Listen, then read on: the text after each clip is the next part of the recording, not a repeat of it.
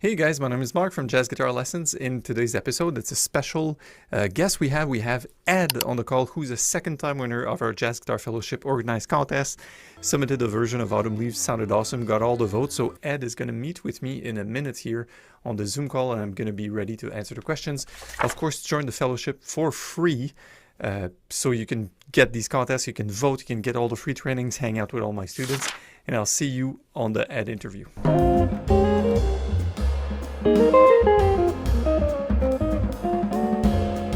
So I really never understood what people are doing when they play out.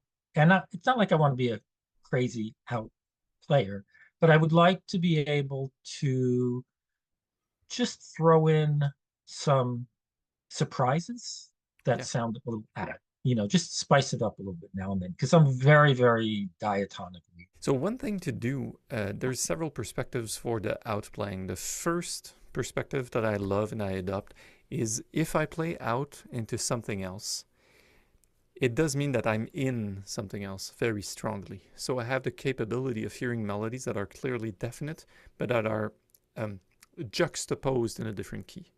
For instance, if I'm in the key of A major, and again, you said you have these notes, so you're very diatonic. Mhm. So if I have that and I want to have conviction on playing in something else, say F major, but I need to hear that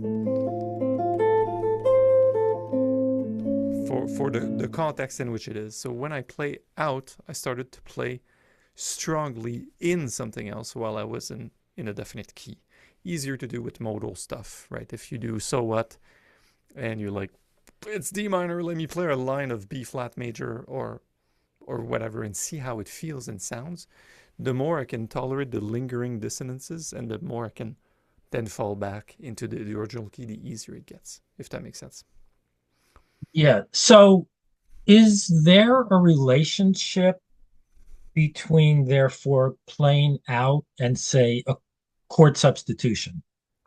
I know it's your third question. Yeah, it is. There could be. The thing is, if we make it like almost too simple, if I look at the cycle of fourths and fifths, I have all these keys. There are 12 keys, right? And I could tell myself, well, actually, I could be in anything else on the cycle with a certain degree of dissonance. The keys that are the closest have the most common tone, say with C major. If I go Right, from C right. major to D major, there's only two different notes. So is there there's a role, but then the problem is like we use the word substitution. Well, there's juxtaposition and maybe superimpositions at play, which is like I hear two things at once. Mhm. So yes and no. Yes and I no. hate, Yeah. I hate being a jazz teacher. It's like it's always like yeah maybe play what you want, but maybe I'll give you some other takes on the idea of playing out. So one, I can strongly play ideas that are definitely out, and the further it is, the easier it is, the clearer it is for my ears to go, yeah, this is definitely not in, but I feel the pull like it's in something else clearly, melodically. The second aspect would be to play altered dominance and to Right. use the things that get Right. they tolerate the spices easier. So if it's a 5 chord, I can do all the flat nines, the sharp nine, whatever I hear. And even if I took those, say I'm doing a G, and I took those and I lingered on certain really out notes. And because you're the guest, I'll let you pick. Say it's a G7, all right? So we'll be kind Mhm. for the audience. So it's a G7 of sorts. Pick one of the altered notes that you like. Sharp 5, flat 5, sharp 9, flat 9, Let's just say a sharp five. sharp 5. So Yeah. if I play a line, I'd say the progression is just G. Again, 5. So I can play a line.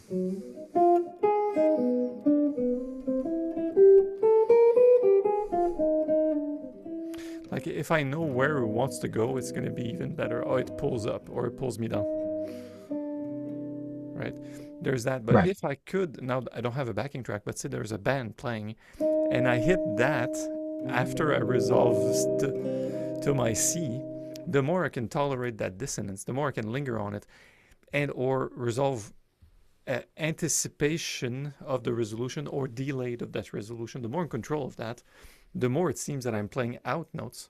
But from the broader context, they're not out. They're just out at that very moment, if that makes sense. Good. Yeah. So that's an approach. So the first approach is being strongly in something else. Something else. Diatonically, again, because you said you're strong diatonically. I'm like, fine. Your song's in C, play in something else, but diatonically strong. It's going to give you a push. Work on your altered dominance. And another way to do it that was, it was a legacy from a sax player in Montreal, Stephen. He said, just pick the baddest, outest note that you hate and just stay on it forever. You're in C major. Right. Probably the worst note you could pick is an F. Right. And see if you can craft lines around that F and wind up tolerating that dissonance. It's just working on it. So it could be as part of an F triad, F major, or F minor. It could be anything, but right. So you can pick on a specific note.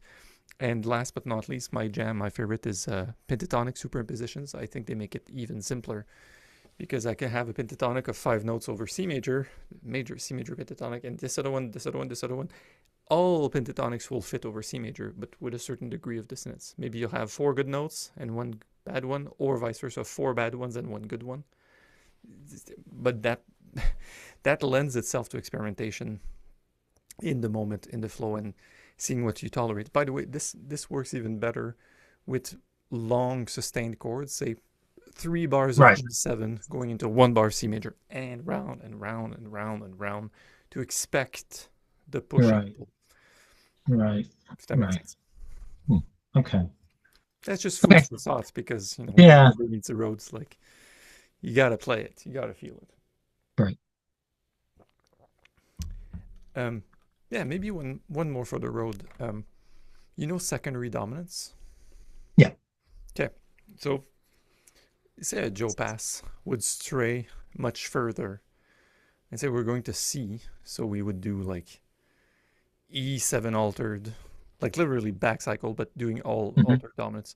So imagine the number of the amount of crunch you have when all the bass is going to do is like 5 5 1, but he's going like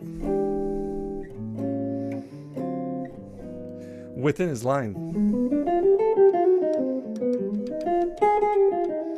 and people go, "Oh, it's all chromatics." It's like, well, yeah, but there's a method to the madness. Joe is always resolving. Right. Then you start to imply some tritone. So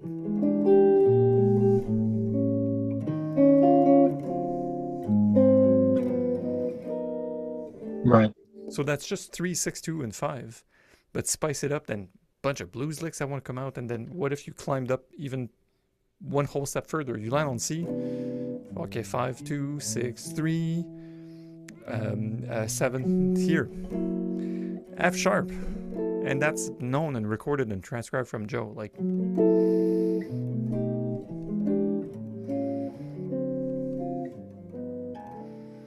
and then with the tritone.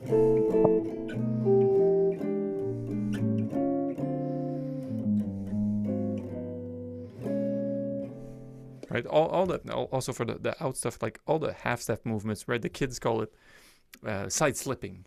You're in an A minor, you just go half a step up, half a step down, and then you come back into it. It's the chromatics. Like, yeah, it implies secondary dominance. That's what it does.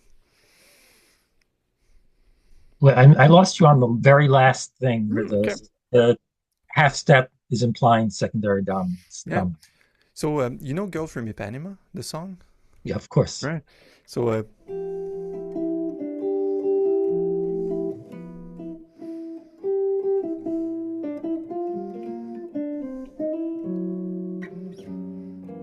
that's the half step. So when I'm on this, I'm going to go to F, right? But I go here. It could be a dominant, it could be whatever. But this is just a good old tritone sub from a C major, a C7. So it's like going C7F, but instead of going C7F, I go. Right. So assuming the band is just playing on an F.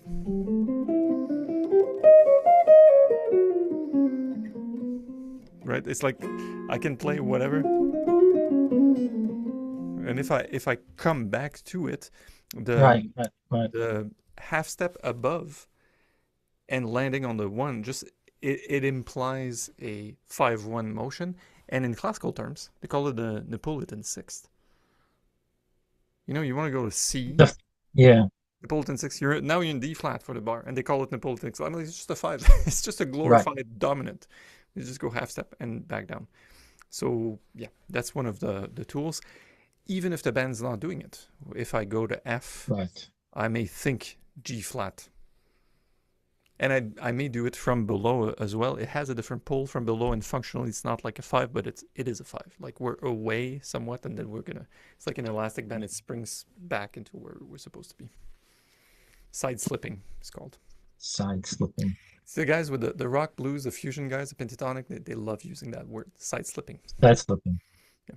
And I get a very like diminished feel from all that. You know, I feel like diminished works over both of them. Like Girl from Ipanema, you know, you could just the 5 chord or the flat 2, a half step above. Right. They share the same diminished triad, right. The same arpeggio, the same diminished scale, actually. Right. Because of the construction of the scale, it's symmetrical. Yeah. Okay, that was it. Thanks for watching the interview with Ed. Ed had good questions and good points to raise up. I hope you found this interview helpful. And of course, if you want to get into the challenges yourself and get all the free training and the stuff Ed was talking about, head over to the link in the description. It's the School Jazz Guitar Fellowship. It's absolutely free forever.